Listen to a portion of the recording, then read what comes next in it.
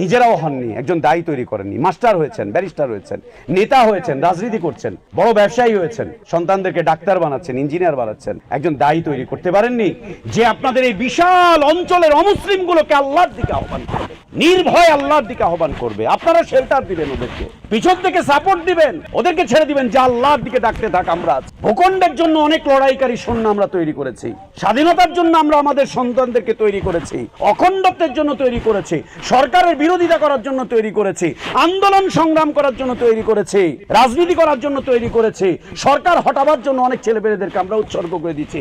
যা বেটা, আল্লাহর দ্বীনের জন্য আমরা আমাদের সন্তানদের কাদেরকে দিয়েছি, কয়জনকে দিয়েছি, কাকে দাঁড় করিয়েছি? কি মনে হয় আল্লাহ জবাব চাইবেন না? জবাব চাইবেন। আল্লাহ আপনার কাছে আপনার জবাব চাইবেন, আপনার সন্তানেরও জবাব চাইবেন। ইন্নাল হামদুলিল্লাহ নাহমাদুহু ওয়া নাস্তাঈনুহু ওয়া নাস্তাগফিরুহু ওয়া নু'মিনু বিহি ওয়া নাতাওয়াক্কালু আলাইহি ওয়া নাউযু বিল্লাহি মিন শুরুরি আনফুসিনা ওয়া মিন সাইয়্যাতি আ'মালিনা মান ইয়াহদিহিল্লাহু ফালা মুদিল্লা লাহু ওয়া মান ইউদ্লিল ফালা হাদিয়া লাহু ওয়া আশহাদু আন লা ইলাহা ইল্লাল্লাহু ওয়াহদাহু লা শারীকা লাহু وأشهد أن محمدًا عبده ورسوله أرسله بالحق بشيرًا ونذيرًا وداعيًا إلى الله بإذنه وسراجًا منيرًا أما بعد فإن أحسن الحديث كتاب الله وخير الهدي هدي محمد صلى الله عليه وسلم وشر الأمور محدثاتها وكل محدثة بدعة وكل بدعة ضلالة وكل ضلالة في النار. يا أيها الذين آمنوا اتقوا الله حق تقاته ولا تموتن إلا وأنتم مسلمون. يا أيها الناس اتقوا ربكم الذي خلقكم من نفس واحدة وخلق منها زوجها وبث منهما رجالا كثيرا ونساء واتقوا الله الذي تساءلون به والأرحام إن الله كان عليكم رقيبا. يا أيها الذين آمنوا اتقوا الله وقولوا قولا سديدا يصلح لكم أعمالكم ويغفر لكم ذنوبكم ومن يطع الله ورسوله فقد فاز فوزا عظيما. اللهم علمنا ما ينفعنا وانفعنا بما علمتنا وزدنا علما. اللهم إنا نعوذ بك من علم لا ينفع ومن قلب لا يخشع ومن نفس لا تشبع ومن دعوة لا يستجاب لها. اللهم آت نفوسنا تقواها وزكها أنت خير من زكاها أنت ولينا ومولاها. يا حي يا قيوم برحمتك نستغيث أصلح لنا شأننا كله ولا تكلنا إلى أنفسنا طرفة عين. سبحانك لا علم لنا إلا ما علمتنا ইন্নাকা আনতাল আলিমুল হাকিম। সমস্ত প্রশংসা, যাবতীয় গুণগান একমাত্র, কেবলমাত্র, শুধুমাত্র আল্লাহ রব্বুল আলামিন, আহকামুল হাকিমিন, আরহামুর রাহিমিন, ইলাহুল আলামিনের জন্য, যিনি আমাদেরকে মুসলিম করে সৃষ্টি করেছেন, যিনি আমাদের জন্য উত্তম হালাল রিজকের ব্যবস্থা করেছেন, যিনি আমাদেরকে বিশুদ্ধ হিদায়াতের পথে আহ্বান জানিয়েছেন, যিনি আমাদেরকে মৃত্যু দিবেন, যিনি আমাদেরকে পুনরায় কিয়ামতের দিন তার সামনে হিসাবের মুখোমুখি করবেন এবং বিশুদ্ধ ঈমান, বিশুদ্ধ আমলের ভিত্তিতে যিনি আমাদেরকে নাজাত আর জাযা দান করবেন, সে আল্লাহরই প্রশংসা, যিনি আমাদেরকে জুমার সালাত আদায়ের জন্য পৃথিবীর শ্রেষ্ঠতম পবিত্রতম স্থান মসজিদে আসার তৌফিক দান করেছেন। আলহামদুলিল্লাহ। সালাত ও সালাম আমাদের প্রিয় নবী মুহাম্মদুর রাসূলুল্লাহ সাল্লাল্লাহু আলাইহি ওয়া আলিহি ওয়াসাল্লামের প্রতি। আল্লাহ সুবহানাহু ওয়া তাআলা যাকে কল্যাণের আধার করে বিশ্ব মানবতার জন্য মুক্তির দূত করে পাঠিয়েছিলেন, যার আদর্শের বাস্তবায়ন করা আমাদের উপর ফরজ করে দেওয়া হয়েছে, যার আদর্শের বাস্তবায়নই প্রকৃত হিদায়াত, কল্যাণ, নাজাত আর সফলতার একমাত্র পথ। আল্লাহুম্মা সাল্লি আলা মুহাম্মদ ওয়া আলা আলি মুহাম্মদ কামা সাল্লাইতা আলা ইব্রাহিম ওয়া আলা আলি ইব্রাহিম ইন্নাকা হামিদুম মাজিদ। আল্লাহুম্মা বারিক আলা মুহাম্মদ ওয়া আলা আলি মুহাম্মদ কামা বারাকতা আলা ইব্রাহিম ওয়া আলা আলি ইব্রাহিম ইন্নাকা হামিদুম মাজিদ। আলহামদুলিল্লাহ, আল্লাহ তাবারক ওয়া তাআলার বিশেষ দয়ায়, তার বিশেষ অনুগ্রহে, তার বিশেষ করুণায় আমরা আল্লাহর পক্ষ থেকে আসা সর্বশ্রেষ্ঠ, সর্বশেষ, তার পছন্দনীয় দিনটুকু জানতে, বুঝতে, মানতে চেষ্টা করছি। আল্লাহর কাছে আমাদের দোয়া, আল্লাহ আমাদের এ দিনী জীবনটুকু কবুল করে নেন, আমাদের ভুলগুলো আল্লাহ সংশোধন করে দেন, আমাদের গুনাহগুলো, অন্যায়গুলো, অপরাধগুলোকে আল্লাহ মাফ করে দেন। আল্লাহ আমাদেরকে ঈমান আর ইসলামের প্রকৃত সৌন্দর্যের উপর বেঁচে থাকার তৌফিক দান করেন। ঈমান আর ইসলামের পূর্ণতার উপরেই আল্লাহ আমাদেরকে মৃত্যু দান করেন। আমিন। সম্মানিত উপস্থিতি, প্রিয় মুসলিম ভাইরা, আজ জুমার খুতবার সংক্ষিপ্ত বিষয়বস্তু রাসূলুল্লাহ সাল্লাল্লাহু আলাইহি ওয়া আলিহি ওয়াসাল্লামের নবুয়তি এবং রিসালাতের জীবনের মিশন বা ভিশন, অথবা তার নবুয়ত এবং রিসালাতের জীবনের লক্ষ্য, উদ্দেশ্য। আল্লাহ রসুল সাল্লাল্লাহু আলাইহি ওয়া আলিহি ওয়াসাল্লাম এর মিশন জানতে হলে দুটি বিষয়কে জানতে হবে। এক নম্বর বিষয় হচ্ছে, রসুল সাল্লাল্লাহু আলাইহি ওয়া আলিহি ওয়াসাল্লাম যখন নবী বা রসুল হলেন, যখন তাকে নবুয়ত এবং রিসালাত দেওয়া হলো, তিনি যখন তার নবুয়ত এবং রিসালাতের কথা পৃথিবীর মানুষের সামনে তুলে ধরছেন, তখন পৃথিবীর মানুষ এর হালাত কি ছিল?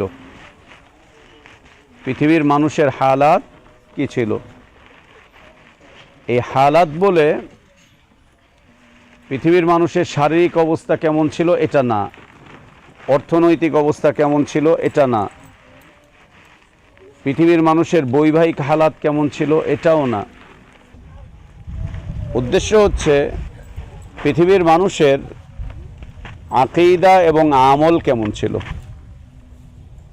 আকীদা এবং আমল কেমন ছিল।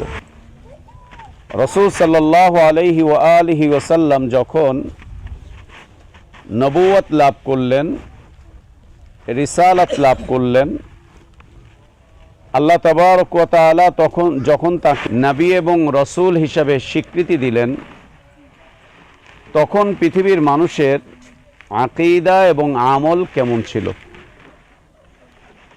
এটা হচ্ছে প্রেক্ষাপট।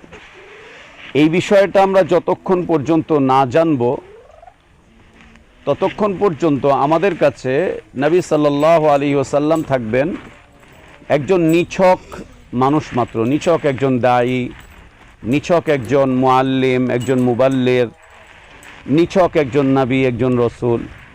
যেমন আমরা দেখতে পাই পৃথিবীর মানুষ এখন তাকে যেমন নিয়েছে, ও আল্লাহর নবী কইছে, আচ্ছা ঠিক আছে, এই ও আচ্ছা আচ্ছা এটা আল্লাহর নবীর কথা, ঠিক আছে, ও আচ্ছা এটা হচ্ছে সুন্নাহ। এটা কি? যারা এই মানের কথা বলছে তারা নবী সাল্লাল্লাহু আলাইহি ওয়াসাল্লামকে নিছক একজন ব্যক্তিত্ব, সাধারণ একজন মানুষ, অথবা সাধারণ একজন নবী, সাধারণ একজন মুবাল্লিগ, সাধারণ একজন দায়ী, এমনটা মনে করে। কিন্তু যারা প্রেক্ষাপট জানবে, প্রেক্ষাপট জানার সাথে সাথে তাদের মাথায় আসবে যে আল্লাহ তাবারক ওয়া তাআলা তাকে কি করে পাঠিয়েছিলেন, কি করে তাকে পাঠিয়েছিলেন। তো নবী সাল্লাল্লাহু আলাইহি ওয়া আলিহি ওয়াসাল্লাম যখন নবুয়ত লাভ করলেন, রিসালাত লাভ করলেন, তখন পৃথিবীর মানুষের আকীদা এবং আমল, এই আকীদা এবং আমলের ক্ষেত্রে পৃথিবীর মানুষ 4 শ্রেণীতে বিভক্ত ছিল। 4 শ্রেণীতে বিভক্ত ছিল পৃথিবীর মানুষ আকীদা এবং আমলের ক্ষেত্রে। 4 শ্রেণীতে বিভক্ত। এটা হচ্ছে প্রেক্ষাপট। আর দ্বিতীয়ত হচ্ছে রাসূল সাল্লাল্লাহু আলাইহি ওয়া আলিহি ওয়াসাল্লামের মারিফাত লাভ করা, আল্লাহ রসুল সাল্লাল্লাহু আলাইহি ওয়াসাল্লামের প্রকৃত মারিফাত লাভ করা, প্রকৃত মারিফাত লাভ করা, আল্লাহ নবী সাল্লাল্লাহু আলাইহি ওয়া আলিহি ওয়াসাল্লামের প্রকৃত মারিফাত লাভ করা। পৃথিবীর মানুষ যতক্ষণ পর্যন্ত রাসূল সাল্লাল্লাহু আলাইহি ওয়া আলিহি ওয়াসাল্লামের মারিফাত লাভ করতে পারবে না, তাকে চিনতে পারবে না, তাকে জানতে পারবে না, তাকে বুঝতে পারবে না, তার কথাগুলোকে মেনে নিতে পারবে না, ততক্ষণ পর্যন্ত পৃথিবীর মানুষ নবী সাল্লাল্লাহু আলাইহি ওয়াসাল্লামের মিশনকে মূল্যায়ন করতে পারবে না। যতক্ষণ পর্যন্ত নবী সাল্লাল্লাহু আলাইহি ওয়া আলিহি ওয়াসাল্লামের মারিফাত লাভ করতে না পারছে, ততক্ষণ পর্যন্ত তার নবুয়ত এবং রিসালাতকে কেউ মূল্যায়ন করতে পারবে না। তো আল্লাহ নবী সাল্লাল্লাহু আলাইহি ওয়া আলিহি ওয়াসাল্লাম যখন নবুয়ত প্রাপ্ত হলেন, তিনি যখন নবুয়ত প্রাপ্ত হলেন, তখন পৃথিবীর মানুষ আকীদা এবং আমলের ক্ষেত্রে 4 ভাগে বিভক্ত ছিল। 4 ভাগে বিভক্ত ছিল। 1 নম্বর বিভক্তি ছিল পৃথিবীর এক শ্রেণীর মানুষ আল্লাহকে চিনত না, আল্লাহকে জানত না, আল্লাহকে বুঝতো না, আল্লাহকে অনুভব করত না এবং আল্লাহকে মানতই না। এরা সরাসরি বলে ফেলতো যে আল্লাহ বলতে, রব বলতে, সৃষ্টিকর্তা বলতে, রিজিক দাতা বলতে, হায়াত দাতা বলতে কিছু নেই, কিচ্ছু নেই। যাকে আমরা আমাদের মাতৃভাষায় বলে থাকি নাস্তিক।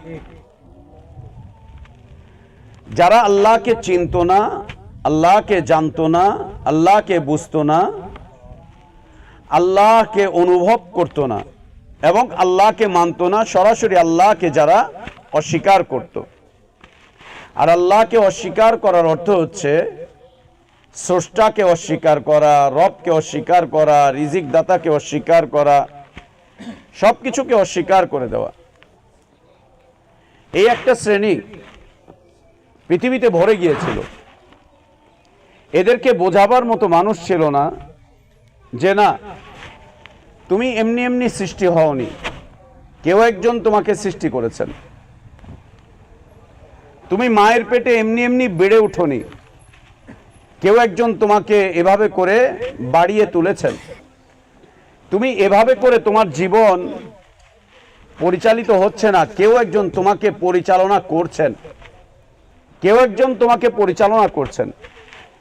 এটা বোঝাবার মতো, এটা জানাবার মতো কেউ তাদের কাছে ছিল না, কেউ ছিল না তাদের কাছে। আল্লাহকে চেনাবে, আল্লাহকে জানাবে, আল্লাহকে বুঝাবে, আল্লাহকে অনুভব করাবে এবং আল্লাহকে মানাবে, এইটা করার মতো কোনো মানুষ পৃথিবীর মানুষের কাছে ছিল না। কোনো মানুষ ছিল না পৃথিবীর মানুষের কাছে। এমত অবস্থায় আল্লাহ সুবহানাহু ওয়া তাআলা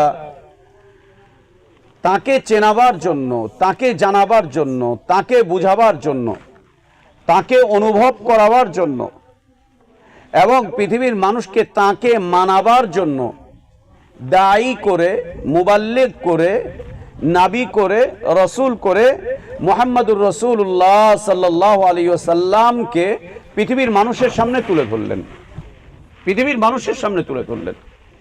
তিনি পৃথিবীর মানুষের সামনে উপস্থিত হয়ে মানুষকে বলা শুরু করলেন যে না, তোমরা যেই চিন্তায় আছো, যেই চেতনায় আছো, যেই নীতিতে আছো, যেই আদর্শে আছো, যেই আখলাকের উপরে তোমরা আছো, তোমাদের এটা সম্পূর্ণরূপে ভুল,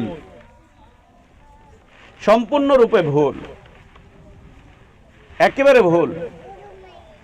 তিনি পৃথিবীর মানুষকে আল্লাহকে চেনাতে শুরু করলেন, আল্লাহকে জানাতে শুরু করলেন, আল্লাহকে বুঝাতে শুরু করলেন। পৃথিবীর মানুষকে বিভিন্নভাবে আল্লাহকে অনুভব করাতে শুরু করলেন, আল্লাহকে অনুভব করাতে শুরু করলেন। যারা আল্লাহকে চিনতে থাকলো, জানতে থাকলো, বুঝতে থাকলো, অনুভব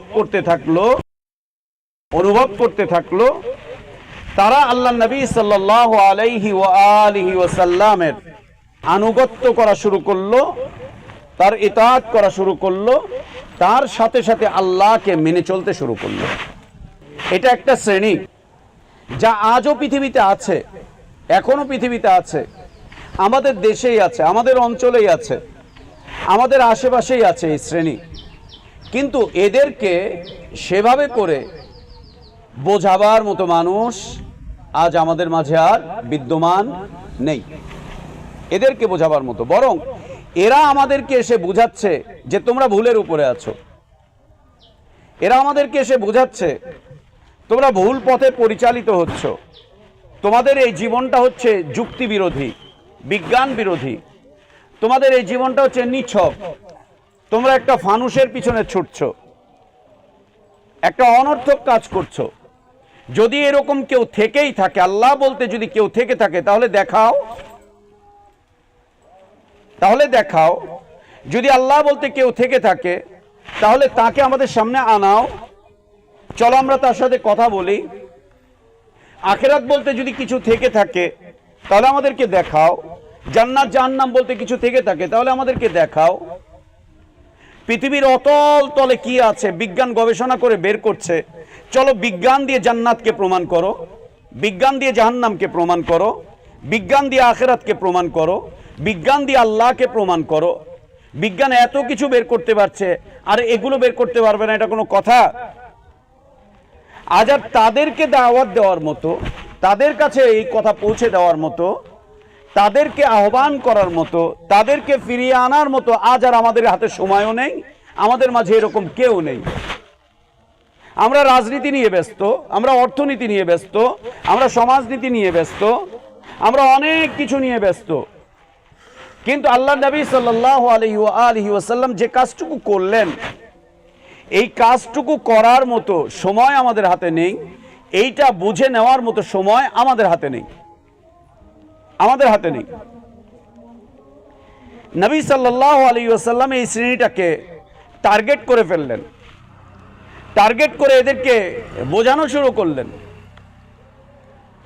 শুরু করলেন যে না, আল্লাহ আছেন, তোমার বিবেক ধরুক আর না ধরুক, যুক্তিতে আসুক আর না আসুক, আল্লাহ আছেন, আল্লাহ আছেন,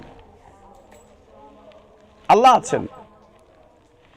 এটা একটা প্রেক্ষাপট এবং একটা শ্রেণী। দ্বিতীয় প্রেক্ষাপট ছিল যে পৃথিবীর আরেক শ্রেণীর মানুষ বলতো যে না, আল্লাহ আছেন।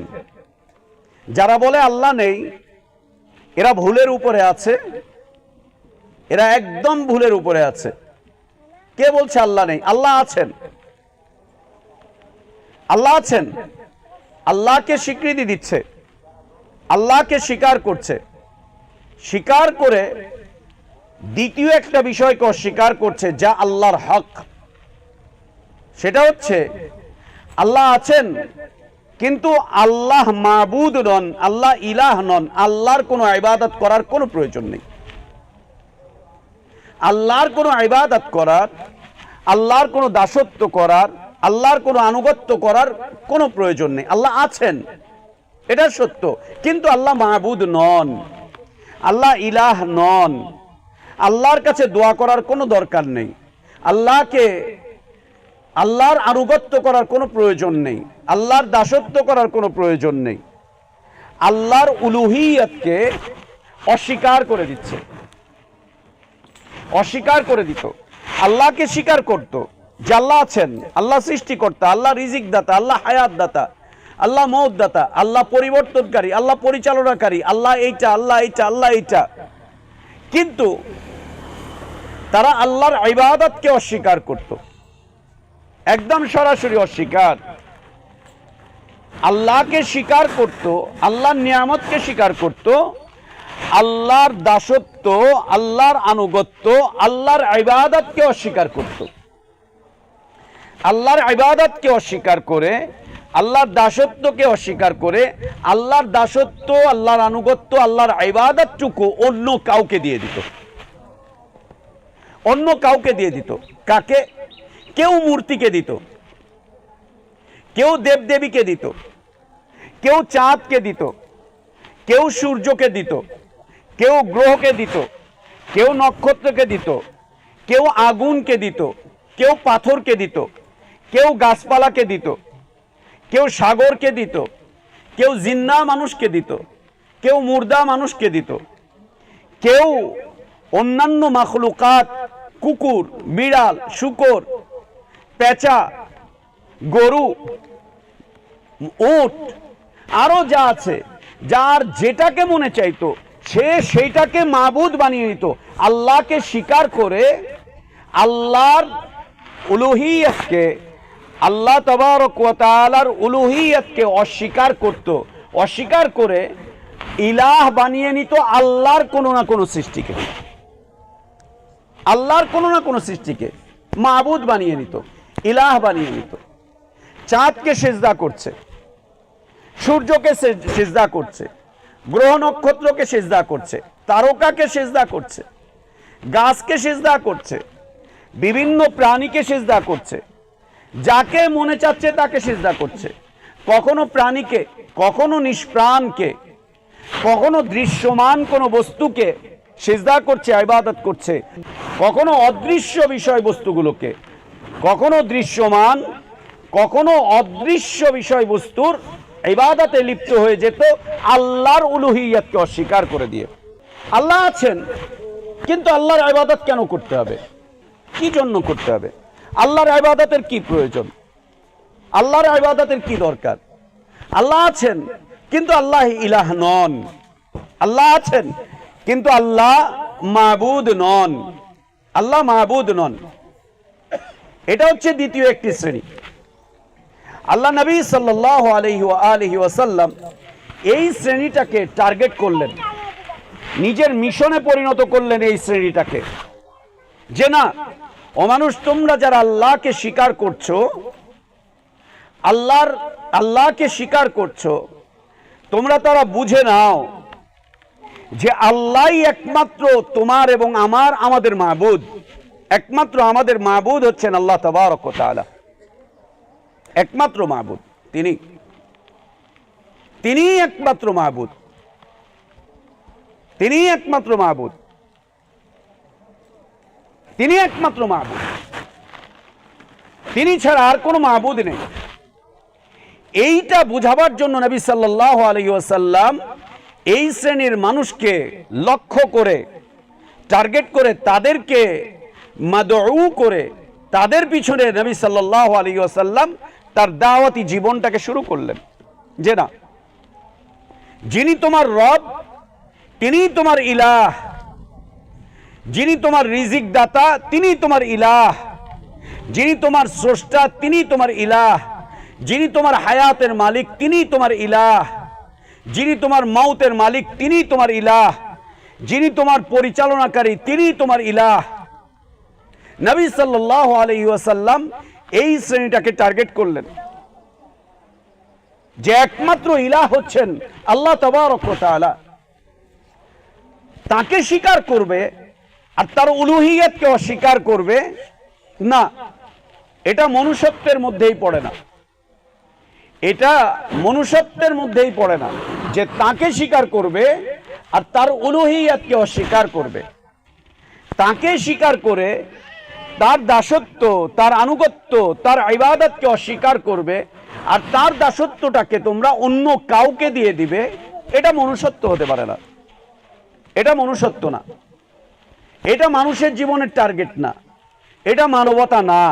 আল্লাহ নবী সাল্লাল্লাহু আলাইহি ওয়া আলিহি ওয়াসাল্লাম এদেরকে লক্ষ্য করে তার দাওয়াতি জীবনের সূচনা করলেন। এ হচ্ছে দ্বিতীয় শ্রেণী। তৃতীয় একটা শ্রেণী, তারা এই দুই শ্রেণীকে ভুল প্রমাণ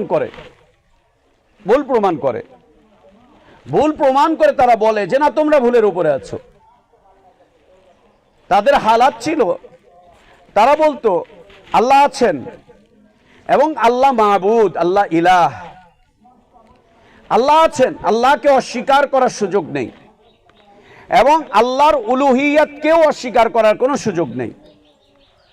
আল্লাহকেও স্বীকার করে, আল্লাহর উলুহিয়াতকেও স্বীকার করে, আল্লাহ যে ইলাহ, আল্লাহ যে মাবুদ, একেও স্বীকার করে। কিন্তু এই দুই স্বীকৃতি দেওয়ার পরে তৃতীয় একটা অবস্থান তারা নিজেদের গড়ে নিয়েছিল যে আল্লাহ ইলাহ, আল্লাহ মাবুদ, কিন্তু তিনি একক মাবুদ নন, তার মতো আরো অনেক মাবুদ আছে। একক মাবুদ না, তার মতো আরো অনেক মাবুদ আছে। আল্লাহরও ইবাদত করবে, আল্লাহ ছাড়া অন্যদেরও ইবাদত করবে। দুই ইবাদত একসাথে চলবে, একই সাথে দ্বিমুখী নীতি, একই সাথে দ্বিমুখী নীতি। যখন মনে চাইবে আল্লাহর ইবাদত করবে, আর যখন মনে চাইবে আল্লাহ ছাড়া অন্যের ইবাদতে লিপ্ত হবে, অন্যেরও ইবাদত করবে, অন্যেরও ইবাদত করবে। যখন মনে চাইবে আল্লাহর ইবাদত করবে, আর যখন মনে চাইবে আল্লাহর সাথে অন্যদেরও ইবাদত করবে, অন্যদেরও ইবাদত। যেমন পীর মুরিদি চলছে, মাজার পূজা চলছে, খানকার পূজা চলছে, দরগার পূজা চলছে। এই যে এই সমস্ত পূজা, এগুলো সেই সময় ছিল, এগুলো সেই সময় ছিল। আল্লাহকে আল্লাহরও ইবাদত করত, অন্যদেরও ইবাদত করত, অন্যদেরও ইবাদত করত, আল্লাহরও ইবাদত করত, তার সাথে সাথে অন্যদেরও ইবাদত করত। মক্কার মুশরিকরা এই চরিত্রে চরিত্রবান ছিল, কুরাইশের নেতারা এই চরিত্রে চরিত্রবান ছিল। যখন প্রয়োজন হতো তখন তারা আল্লাহর কাছে হাত তুলত, আল্লাহর কাছে দোয়া করত, আল্লাহর কাছে প্রার্থনা করত। যখন তাদের প্রয়োজন হতো নিজেরা আল্লাহর উপরে তাওয়াক্কুল করত, আল্লাহর কাছে নিজেরা নিজেদেরকে সমর্পণ করত, একেবারে পরিপূর্ণরূপে সমর্পণ করত। যখনই প্রয়োজনটুকু মিটে যেত তখন নিজেদেরকে অন্যের কাছে নিয়ে চলে যেত, অন্যের কাছে নিয়ে চলে যেত। যেমন মক্কার মুশরিকরা যখন বদরের যুদ্ধের উদ্দেশ্যে বের হলো, নবী সাল্লাল্লাহু আলাইহি ওয়াসাল্লাম মক্কা থেকে হিজরত করে চলে গেলেন মদিনাতে। মদিনাতে যাওয়ার পরে এরা আল্লাহ নবী সাল্লাল্লাহু আলাইহি ওয়াসাল্লাম সহ ইসলাম এবং মুসলিমিনদেরকে পৃথিবীর মাটি থেকে নিশ্চিহ্ন করে দেওয়ার জন্য মক্কার তৎকালীন সময়ের যত বড় বড় বীর সেনানী ছিল সবাইকে নিয়ে তারা মদিনার উদ্দেশ্যে রওনা দিচ্ছে। উদ্দেশ্য আল্লাহর নবীকে, ইসলাম এবং মুসলিমিনদেরকে পৃথিবীর নাম নিশানা থেকে মিটিয়ে দেওয়া, পৃথিবী থেকে তাদের নাম এবং নিশানা মিটিয়ে দেওয়া। এই উদ্দেশ্যে যখন বের হচ্ছে, বের হওয়ার সময় আল্লামা ইবনে জারির রাহিমাহুল্লাহ এই উক্তি তুলে ধরেছেন তার তাফসিরে সূরা আনফালের। বের হওয়ার সময় মক্কার বড় বড় নেতারা যারা বাইতুল্লাহর মুতওয়াল্লি ছিল, এরা বাইতুল্লাহে চলে গেল, গিয়ে বাইতুল্লাহর গিলাফ ধরে আল্লাহর কাছে দোয়া করছে, আল্লাহর কাছে দোয়া করছে। আর তাদের সেই দোয়াগুলোকে আল্লাহ তাবারক ওয়া তাআলা সূরা আনফালের আয়াত করে পাঠিয়েছেন। সূরা আনফালের আয়াত বাইতুল্লাহর গিলাফ ধরে দোয়া করে বলছে, আল্লাহুম্মা ইন কানা হাযা হুয়াল হাক্কা মিন ইনদিক ফাআমতির আলাইনা হিজারাতান মিনাস সামা আও ইতিনা বিআযাবিন আলীম। আয় আল্লাহ, এই যে মুহাম্মদ সাল্লাল্লাহু আলাইহি ওয়াসাল্লাম যারা আমাদের মাঝে নতুন এক দাওয়াত এনে আমাদের সমাজে বিশৃঙ্খলা তৈরি করলো, আমাদের মাঝে দ্বন্দ্ব ফাসাদ তৈরি করলো, আমাদের মাঝে এক ঝামেলার দাওয়াত শুরু করলো। আয় আল্লাহ, ওর বিরুদ্ধে আমরা এক যুদ্ধে নামতে যাচ্ছি, এক যুদ্ধে নামতে যাচ্ছি। আল্লাহকে বলছে, আল্লাহ এক যুদ্ধে নামতে যাচ্ছি। যদি এই লোকটা তোমার দৃষ্টিতে হক হয়ে থাকে, সত্যবাদী হয়ে থাকে, এই লোকটাকে মুহাম্মদ সাল্লাল্লাহু আলাইহি ওয়াসাল্লাম, এই লোকটা যদি তোমার দৃষ্টিতে সত্যবাদী হয়ে থাকে, হক হয়ে থাকে, সে যদি একেবারে ঠিক হয়ে থাকে, ফামতির আলাইনা হিজারাতান মিনাস সামা, এক কাজ করো আল্লাহ, আমরা তো আর ওকে সহ্য করতে পারছি না, নিতে পারছি না, ওর দাওয়াতকে গ্রহণও করতে পারছি না। 1000 বছরের নীতি আদর্শ, তার কথা দিয়ে আমরা ছেড়ে দিতে পারছি না। আল্লাহ, আমরা তো পারছি না তাকে নিতে। এক কাজ করো আল্লাহ, তুমি আকাশ থেকে পাথরের বৃষ্টি বর্ষণ করে আমাদেরকে দুনিয়া থেকে তুমি মিটিয়ে দাও। আল্লাহর কাছে দোয়া করছে, দোয়া করছে আল্লাহর কাছে, বাইতুল্লাহর সামনে দাঁড়িয়ে। ফামতির আলাইনা হিজারাতান মিনাস সামা, আসমান থেকে আপনি পাথরের বৃষ্টি বর্ষণ করেন আমাদের উপরে। আউইতিনা বিআযাবিন আলীম, অথবা আপনি আমাদেরকে ভয়ানক এক আযাব দিয়ে শেষ করে দেন। আমরা মুহাম্মদের দাওয়াতকে নিতে পারছি না, তার দাওয়াতকে আমরা গ্রহণ করতে পারছি না। এই আয়াতের ব্যাখ্যা করতে গিয়ে ইবনে জারীর রাহিমাহুল্লাহ তিনি আরো সুন্দর করে নিয়ে আসছেন। তিনি বলছেন, বদরের যুদ্ধে যখন তারা বেরোচ্ছে, তখন তারা আল্লাহকে, মুহাম্মদ সাল্লাল্লাহু আলাইহি ওয়াসাল্লামের বিরুদ্ধে বিচার দিচ্ছে। নবী সাল্লাল্লাহু আলাইহি ওয়াসাল্লামের বিরুদ্ধে আল্লাহকে বিচার দিচ্ছে। বিচার দিয়ে আল্লাহকে তারা খেপাবার চেষ্টা করছে, মুহাম্মদ সাল্লাল্লাহু আলাইহি ওয়াসাল্লামের উপরে রাগ উঠাবার চেষ্টা করে বলছে, আল্লাহুম্মা আইয়ুনা কানা আকতাউ মির রাহিম ওয়া আতানা বিমা লা ইউরাফ, আল্লাহুম্মা আইয়ুনা কানা আকতাউ মির রাহিম। আল্লাহ, আপনি জানেন কে আমাদের মাঝে সম্পর্কের ছিন্ন ভিন্ন করে দিয়েছে, আত্মীয়তার সম্পর্ককে কে ছিন্ন ভিন্ন করে দিয়েছে। আল্লাহ, আপনি জানেন কে আমাদের মাঝে নতুন দাওয়াত নিয়ে এসেছে। আমরা একটা অবস্থার উপরে ছিলাম, সবাই মিলে জুলে চলছিলাম, ফিরছিলাম, খাচ্ছিলাম, দাচ্ছিলাম, সবাই মিলে জুলে এক অবস্থার মধ্যে আসছিলাম। দেখেন না, ইসলামপন্থী দল আর ইসলাম বিরোধী দল সব একসাথে কি সুন্দর রাষ্ট্র চালায়, সমতার ভিত্তিতে কোনো সমস্যা নেই, সমতার ভিত্তিতে কোনো সমস্যা নেই। যদি সমতা করা না হয় তাহলেই হলো সরকার কাফের, আর সমতা করা হলে সরকার না ঠিক আছে, অসুবিধার কিছু নেই। মক্কার মুশরিকরা বলছিল, আল্লাহ আপনি খুব ভালো করে জানেন কে আমাদের মাঝে নতুন দাওয়াত নিয়ে এসেছে, নতুন দাওয়াত আনার মাধ্যম দিয়ে কে আমাদের মাঝে এই ছিন্নতা, বিচ্ছিন্নতা, বিভেদ কে তৈরি করলো, কার কারণে আমরা আজকে টুকরো টুকরো হয়ে যাচ্ছি, কার কারণে আমাদের স্ত্রীরা আমাদের ঘর ছেড়ে দিয়ে চলে গিয়েছে তার পিছনে, কার কারণে আমাদের সন্তানরা আমাদের মূর্তিগুলোকে, দেবদেবীগুলোকে ছেড়ে দিয়ে তার পিছনে চলে গিয়েছে, কার কারণে আমাদের সমাজ টুকরো টুকরো হয়ে যাচ্ছে। আল্লাহ, আপনি তো খুব ভালো জানেন। আল্লাহ, আগামীকালকে ওর সাথে আমরা লড়াই করতে যাচ্ছি। এই বলে তারপরে বলছে, আল্লাহ যারা হকের উপরে আছে আপনি তাদেরকে বিজয় দান করুন, যারা হকের উপরে আছে তাদেরকে আপনি বিজয় দান করেন। কারা বলছে? মক্কার মুশরিকরা। আর আমরা কি বলি? আল্লাহ আপনি আমাদেরকে বিজয় দেন, আমাদেরকে বিজয় দেন। আর মুশরিকরা বলছিল, ফাহিনহুল গাদা, আগামীকালকে আমরা লড়াই করতে যাচ্ছি, আমাদের মধ্যে যে হকের উপরে আছে, যদি আমরা হকের উপরে থাকি তাহলে আমাদেরকে বিজয় দেন, ও যদি হকের উপরে থাকে ওদেরকে আপনি বিজয় দেন। হক বিজয়ী হোক, আমার বিজয়ের দরকার নেই, হক বিজয়ী হোক, আমার বিজয়ের দরকার নেই। সুবহানাল্লাহ।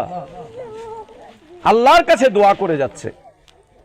এই দোয়া করে যখন বের হয়ে যাচ্ছে তখন তারা তাদের দেবদেবী লাত, মানাত, উজ্জা, হবল এর মূর্তিগুলোকে সাথে করে নিয়ে এই মূর্তিগুলোকে সন্তুষ্ট করে এই মূর্তিগুলোর সাথেও আবার আরেক দফা দেখা সাক্ষাৎ করে তারপরে বের হয়ে যাবে।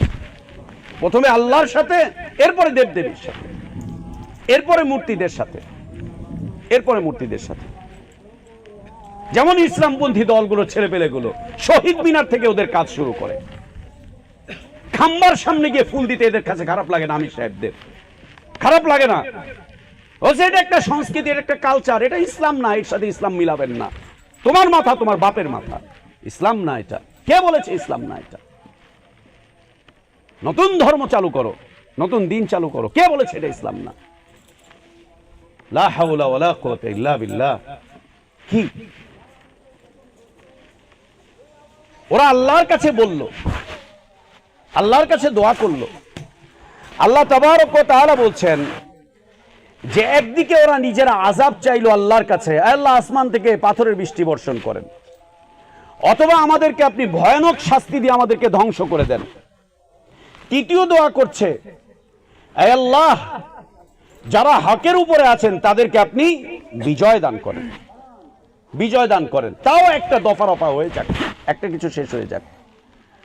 আল্লাহ তাবারক ওয়া তাআলা সূরা আনফালের পরের আয়াতে বলছেন, ওরা নিজেরা আযাব চাওয়ার পরেও আল্লাহ ওদেরকে আযাব দিল না। নিজেরা আযাব চাওয়ার পরেও আল্লাহ ওদেরকে আযাব দিলেন না। কেন আযাব দিলেন না? দুটি কারণ। আল্লাহ বলছেন, মা কান আল্লাহু লিউআযিবাহুম ওয়া আনতা ফীহিম। হে নবী, জানো তোমার কওম আমার কাছে আযাব চাওয়ার পরেও আমি কেন আযাব দেইনি? তার কারণ তুমি তোমার কওমের মাঝেই আছো, এই জন্য আযাব দেইনি। কেন? যদি আযাব দেই ওদের সাথে সাথে তুমিও কষ্ট পাবে, তুমিও ক্ষতিগ্রস্ত হবে। এই এলাকায় যদি এখন আল্লাহ হেফাজত করেন, এই এলাকাকে যদি আল্লাহর কোনো আযাব চলে আসে, এই এলাকার মুশরিকরা যেমন আল্লাহ আযাবে পড়বে, আমরাও ওই রকম একইভাবে আল্লাহর আযাবে পতিত হয়ে যাব। আল্লাহ তাবারক ওয়া তাআলা বলছেন, মা কান আল্লাহু লিউআযিবাহুম ওয়া আনতা ফীহিম। হে নবী, ওরা আযাব চাওয়ার পরেও কেন আযাব দিলাম না জানো? তার কারণ তুমি ওদের মাঝেই তো আছো, ওদের মাঝে থেকে ওদেরকে দাওয়াত দিচ্ছ, ওদের মাঝে থেকে ওদেরকে তুমি আহ্বান করে যাচ্ছ, আহ্বান করে যাচ্ছ। ওই জাতিকে আল্লাহ তাবারক ওয়া তাআলা সচরাচর আযাব দেন না যেই জাতির মাঝে আল্লাহর দ্বীনের পক্ষে দায়ী বিদ্যমান থাকে। যেই জাতির মাঝে আল্লাহর দায়ী থাকে, দ্বীনের দায়ী থাকে, আল্লাহ সেই জাতিকে সচরাচর আযাব দেন না। কেন? ও তো চেষ্টা করে যাচ্ছে পৃথিবীর মানুষকে আল্লাহর দিকে ডাকতে, ও তো চেষ্টা করে যাচ্ছে, ও তো চেষ্টা করে যাচ্ছে এই মানুষগুলোকে ভালো পথে আনতে। দায়ী যতক্ষণ পর্যন্ত আপনাদের মাঝে থাকবে, আল্লাহর অনেক আযাব এবং গজব থেকে আপনারা বেঁচে যাবেন।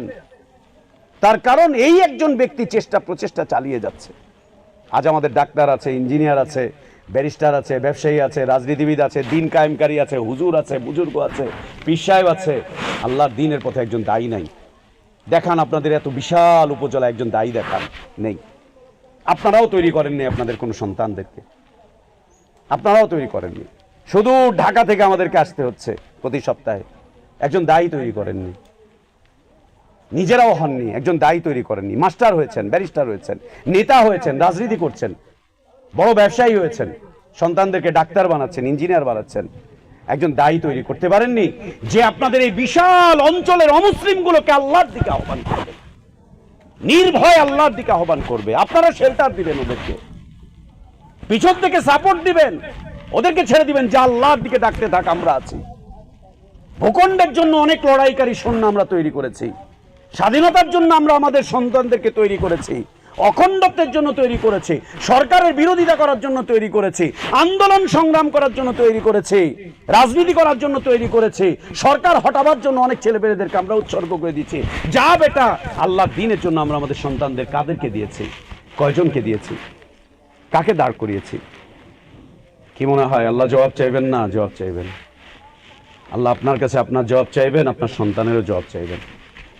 যারা আপনার পরিশ্রমের পয়সার উপরে বড় হয়েছে, ওদেরও সন্তান, ওই সন্তানগুলোর জবাব আল্লাহ তাবারক ওয়া তাআলা চাইবেন, আল্লাহ চাইবেন।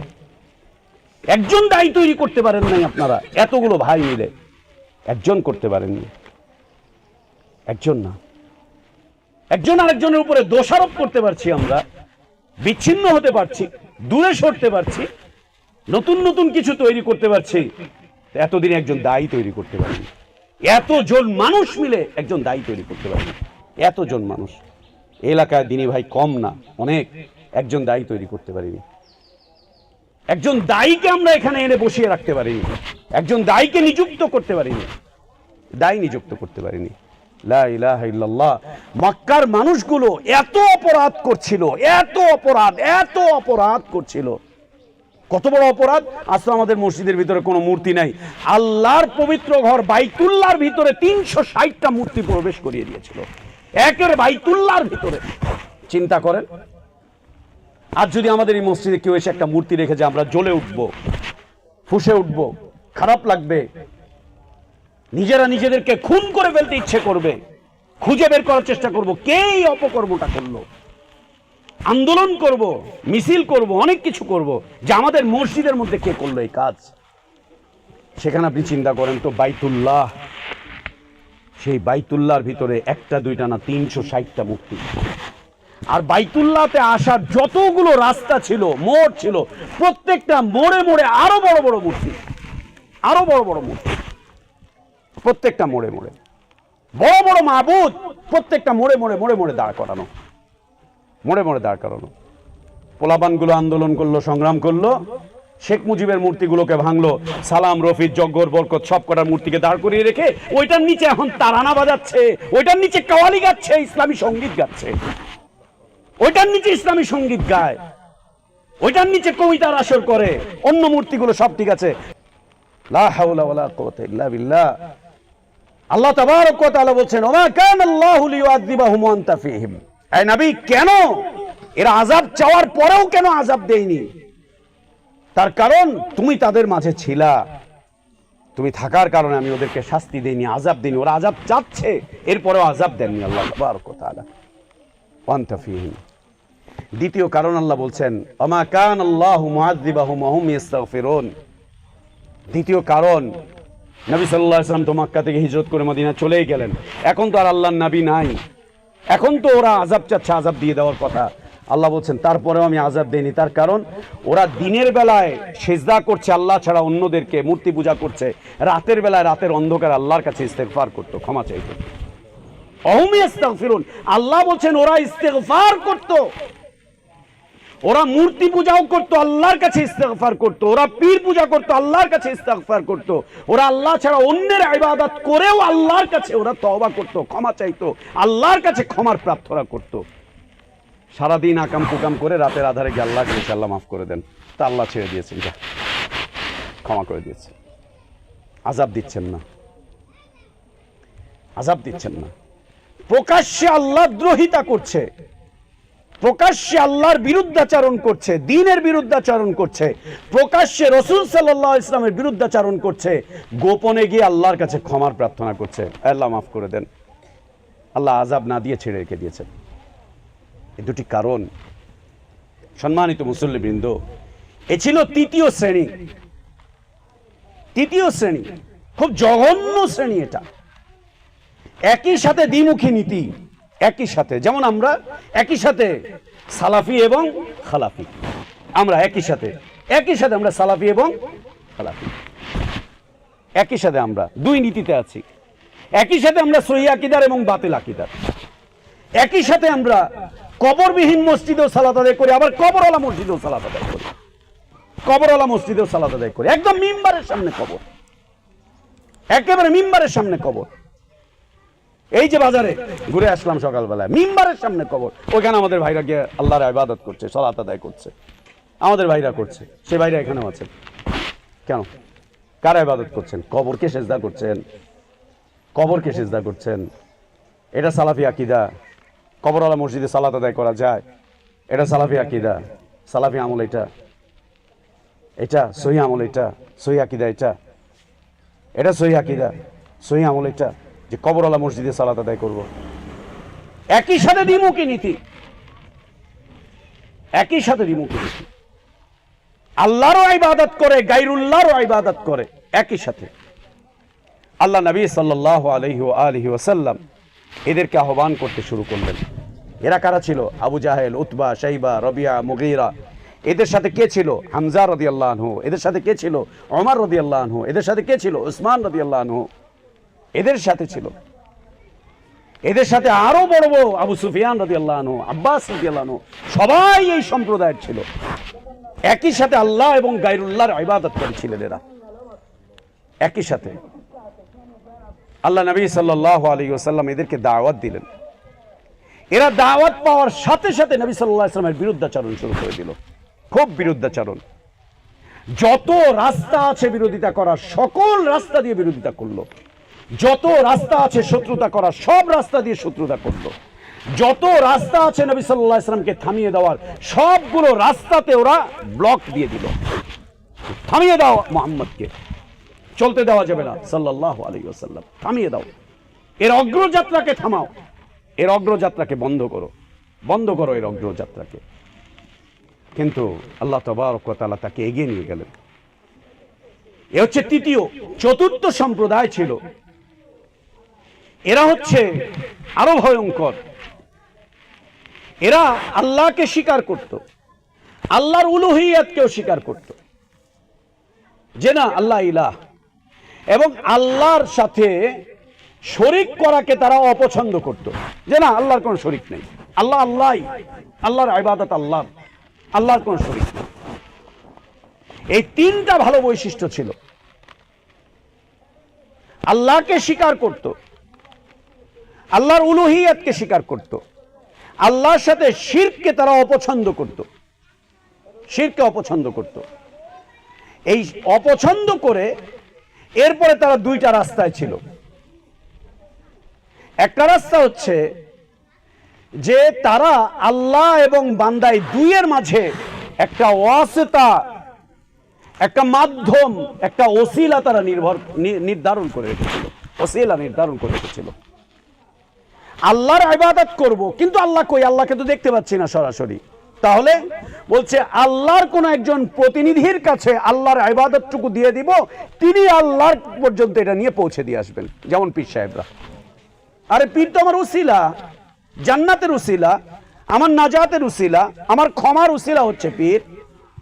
পীরকে আমরা মাবুদ মনে করি না, পীরকে আমরা সেজদাও করি না, পীরের কাছে আমরা ফরিয়াদও করি না, ওর কাছে আমরা এইটাও চাই না, ওইটাও চাই না, হ্যান চাই না, তেন চাই না, কিচ্ছু করি না ওকে।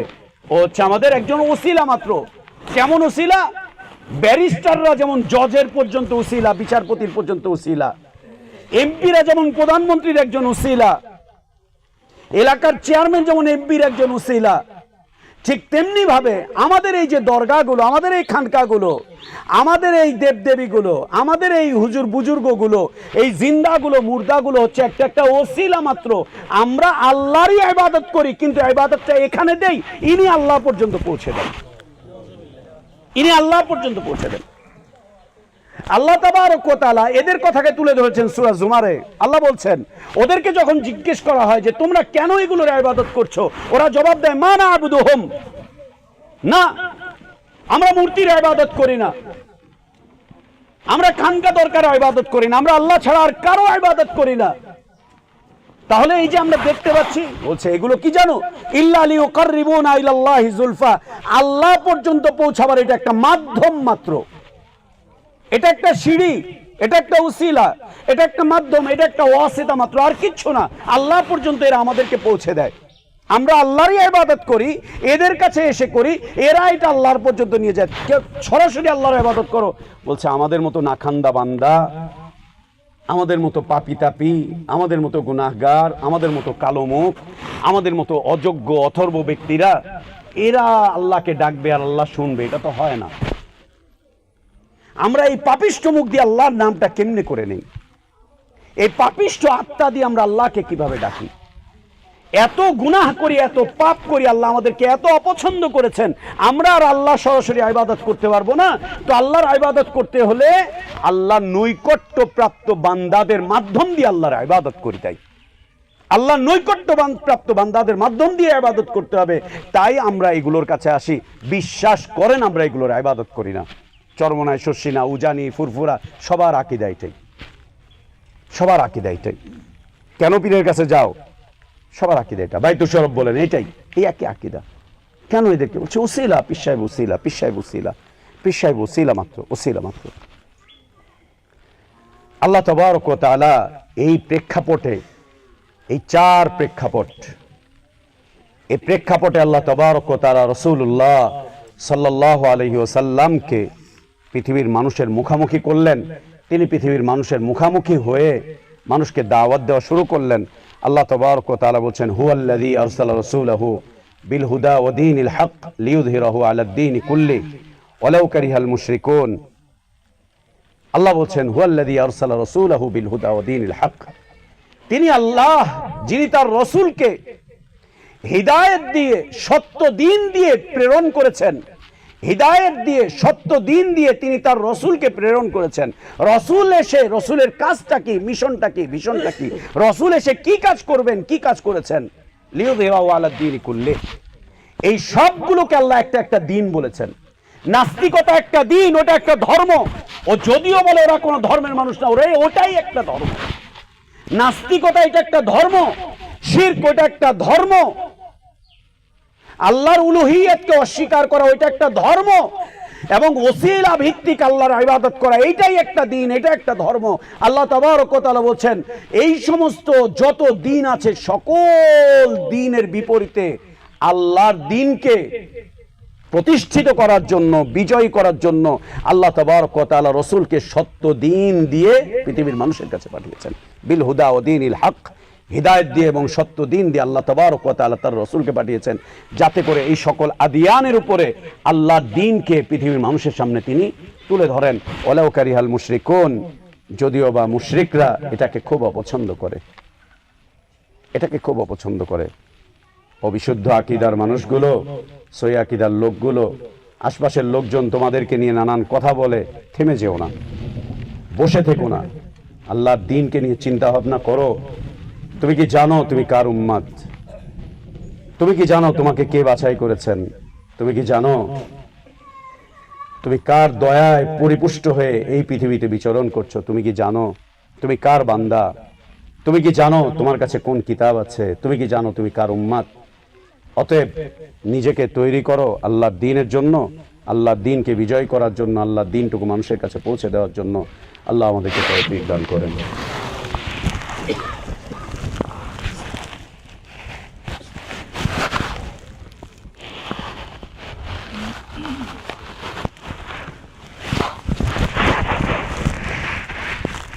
الحمد لله رب العالمين والعاقبة للمتقين ولا عدوان إلا على الظالمين، وأشهد أن لا إله إلا الله وحده لا شريك له، له الملك وله الحمد يحيي ويميت وهو على كل شيء قدير، إله الأولين والآخرين، وأشهد أن محمدا عبده ورسوله وصفيه وخليله، صلى الله عليه وعلى آله وأصحابه وبارك وسلم تسليما كثيرا إلى يوم الدين، ثم أما بعد। সম্মানিত মুসল্লিবৃন্দ, আল্লাহ রাসূল সাল্লাল্লাহু আলাইহি ওয়া আলিহি ওয়াসাল্লামের মারিফাত লাভ করা, আল্লাহ রাসূল সাল্লাল্লাহু আলাইহি ওয়াসাল্লামের মারিফাত লাভ করা এই উম্মতের উপরে ফরজ একটি বিষয়বস্তু। পৃথিবীর আর কাউকে আপনি চেনেন আর না চেনেন, জানেন আর না জানেন, বুঝেন আর না বুঝেন, পৃথিবীর আর কারো কথা মানেন আর না মানেন, কিন্তু একজন মাত্র ব্যক্তিকে আল্লাহ তাবারক ওয়া তাআলা আমার জন্য, আপনার জন্য, আমাদের জন্য নির্ধারণ করে দিয়েছেন। তিনি হচ্ছেন মুহাম্মদুর রাসূলুল্লাহ সাল্লাল্লাহু আলাইহি ওয়া আলিহি ওয়াসাল্লাম। তার মারিফাত লাভ করা এই উম্মতের বর্তমান সময়ে সবচাইতে বড় ফরজ।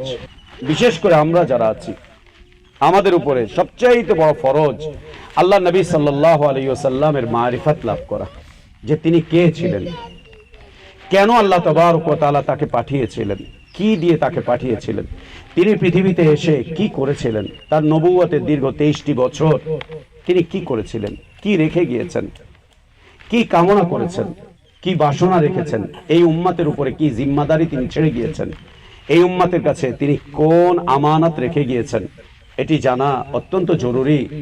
যদি আমরা এই বিষয়টি জানতে না পারি তাহলে আমাদের দ্বীনি জীবন নিছক হয়ে যাবে।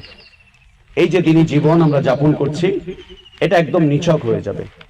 পরস্পরের হানাহানি চলবে, পরস্পরের দ্বিধাদ্বন্দ্ব চলবে, পরস্পরের ঘৃণা বিদ্বেষ চলবে, পরস্পরের মধ্যে দূরত্ব বাড়বে, পরস্পরের মধ্যে নানান ধরনের জটিলতা তৈরি হবে, যতক্ষণ পর্যন্ত আমরা রাসূলুল্লাহ সাল্লাল্লাহু আলাইহি ওয়াসাল্লামকে চিনতে না পারবো। আমরা আল্লাহরই ইবাদত করছি, আল্লাহরই দাসত্ব করছি, আল্লাহকে রব হিসাবে, ইলাহ হিসাবে আমরা মেনে নিয়েছি। আমাদের মাঝে একটা বিষয়ের কমতি রয়ে গিয়েছে, সেটা হচ্ছে রাসূল সাল্লাল্লাহু আলাইহি ওয়াসাল্লামের আনুগত্য, তার আনুগত্য, তার আনুগত্য, তার আনুগত্য এবং তার আনুগত্য, তার আনুগত্য, সকল ক্ষেত্রে তারই আনুগত্য, তারই আনুগত্য। মসজিদ করেছি, মসজিদে শুধু রফাদাইন করি, আমিন বলি, পায়ে পা মিলাই, মসজিদকে আল্লাহ রাসূল সাল্লাল্লাহু আলাইহি ওয়াসাল্লামের আনুগত্যে পরিচালনা করি না। মাদ্রাসা করছি, মাদ্রাসায় কোরআনই পড়াই, কিন্তু রাসূল সাল্লাল্লাহু আলাইহি ওয়াসাল্লামের আনুগত্যকে ছেড়ে দিয়েছি, তার আনুগত্যকে পরিত্যাগ করেছি, তাকে বাদ দিয়েছি, তাকে বাদ দিয়ে বিভিন্ন জায়গায় জায়গায় ঘোরা শুরু করেছি। এর কাছে একবার, ওর কাছে একবার, তার কাছে একবার, এর আদর্শ একবার, ওর আদর্শ একবার, এর সিলেবাস একবার, ওর সিলেবাস একবার, এর পরামর্শ একবার, ওর পরামর্শ একবার। এটা হচ্ছে জটিলতার কারণ। আমরা রাসূল সাল্লাল্লাহু আলাইহি ওয়াসাল্লামকে নিতে পারিনি। দু চারটা ইবাদতের ক্ষেত্রে তাকে নিয়েছি, জীবনের অধিকাংশ ক্ষেত্রে তাকে আমরা পরিত্যাগ করেছি, অধিকাংশ ক্ষেত্রে আমরা তাকে দূর দূর করে তাড়িয়ে দিয়েছি, অধিকাংশ ক্ষেত্রে আমরা তাকে গ্রহণ করতে পারিনি, অধিকাংশ ক্ষেত্রে আমরা তাকে নিতে পারিনি। আমরা রাসূল সাল্লাল্লাহু আলাইহি ওয়াসাল্লামের রেখে যাওয়া শিক্ষানীতিকে দেশের শিক্ষানীতির সাথে এক করে দেখার চেষ্টা করছি। রাসূল সাল্লাল্লাহু আলাইহি ওয়াসাল্লামের রেখে যাওয়া শিক্ষানীতিকে ব্যবসায়ী নীতি হিসাবে দেখার চেষ্টা করছি। রাসূল সাল্লাল্লাহু আলাইহি ওয়াসাল্লামের রেখে যাওয়া শিক্ষানীতিকে আমরা দুনিয়ায় উন্নতি আর অগ্রগতির নীতি হিসাবে গ্রহণ করার চেষ্টা করছি।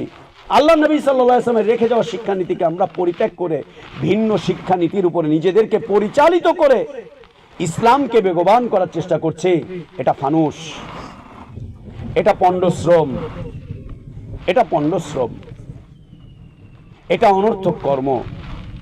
এদিকে না দিন এগোবে না দুনিয়া এগোবে, না দিন আগাবে না দুনিয়া আগাবে। যেখানে আছে সেখানেই থমকে যাবে, সেখানেই থমকে যাবে।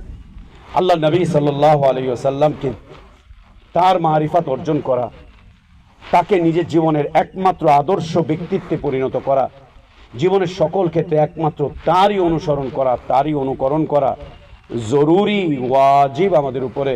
যদি আমরা এটা করে নিতে পারি তো আল্লাহ তাবারক ওয়া তাআলা আমাদেরকে সকল ক্ষেত্রে সেভাবেই সফল করবেন, যেভাবে সাহাবায়ে কেরাম রাদিয়াল্লাহু আনহুম আজমাইনদেরকে আল্লাহ সফল করেছিলেন, যেভাবে তাঁদেরকে সফল করেছিলেন, যেভাবে খায়রুল কুরুনের যুগের লোকজনদেরকে আল্লাহ সফল করেছিলেন, যেভাবে যুগ যুগ ধরে আল্লাহ তাবারক ওয়া তাআলা পৃথিবীতে মুসলিমিনদেরকে সফল করেছিলেন, আমাদেরকেও সেভাবেই আল্লাহ সফল করবেন যদি আমরা মুহাম্মদ সাল্লাল্লাহু আলাইহি ওয়াসাল্লামের আনুগত্য করতে পারি। এককভাবে তার আনুগত্য, এককভাবে তার আনুগত্য, এককভাবে তার আনুগত্য জীবনের সকল ক্ষেত্রে, সকল ক্ষেত্রে। কয়টা ক্ষেত্র? কয়টা ক্ষেত্র? প্রায় 13টা ক্ষেত্র, প্রায় 13টা। কি কি? আকীদা, আমল, আখলাক, চিন্তা, চেতনা, নীতি, আদর্শ, গতি, জীবনযাপনের পথ এবং পদ্ধতি, শিক্ষা, দীক্ষা, সংস্কৃতি। এই সবকটা নিয়েই হচ্ছে একজন মানুষের দুনিয়ার জীবন। এই 13টি বিষয় নিয়ে একজন মানুষের দুনিয়ার জীবন। এই সবকটা ক্ষেত্রে রাসূল সাল্লাল্লাহু আলাইহি ওয়াসাল্লাম একক আদর্শ ব্যক্তিত্ব।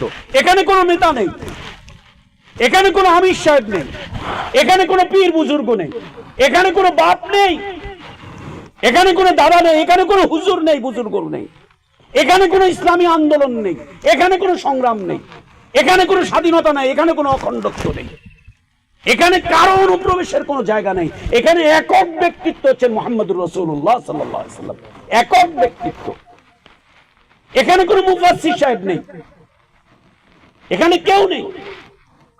এখানে যদি দ্বিতীয় কোনো ব্যক্তিকে আপনি আনেন, আল্লাহ আপনার আকীদা, আমল, আখলাক, চিন্তা, চেতনা, নীতি, আদর্শ সব বরবাদ করে দিবেন। কোনোটা নিয়ে আল্লাহর সামনে কিয়ামতের দিন দাঁড়াতে পারবেন না, আল্লাহর সামনে দাঁড়াতে পারবেন না কোনোটা নিয়ে কিয়ামতের দিন।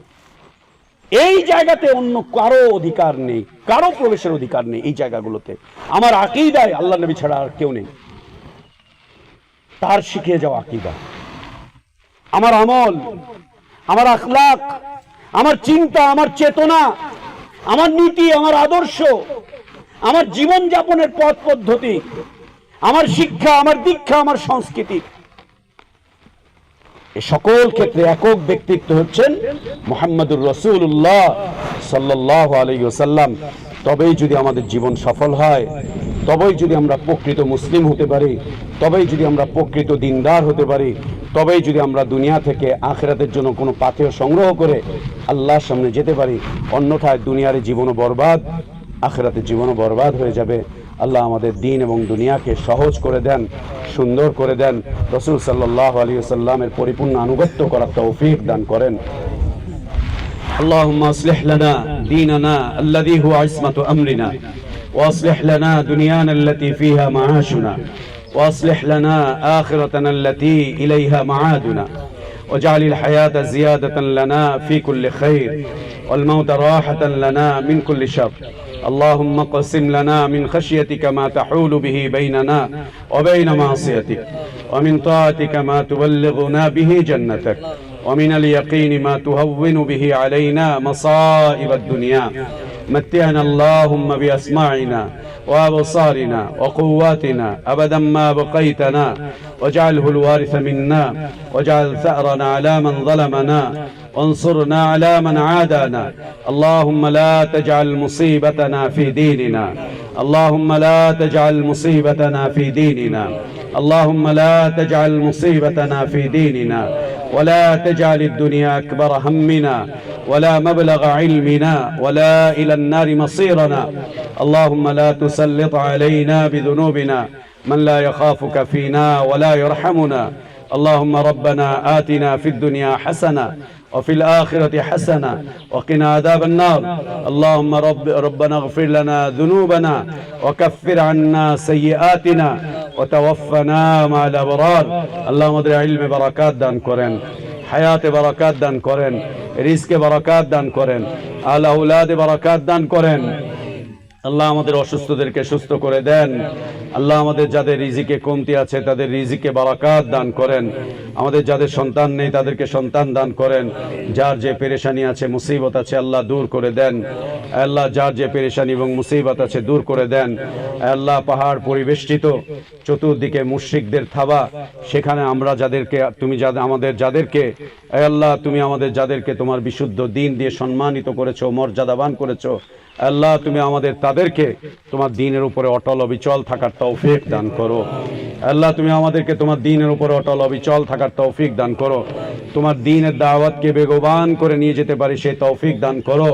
তোমার দ্বীনের দাওয়াতকে আরো সুচারুরূপে পরিচালনা করতে পারি সেই তৌফিক দান করো। আল্লাহ এই অঞ্চলে তুমি ইসলামকে বিজয় করো, ইসলামকে প্রতিষ্ঠিত করো, ইসলামকে তুমি বিজয় করো, ইসলামকে প্রতিষ্ঠিত করো।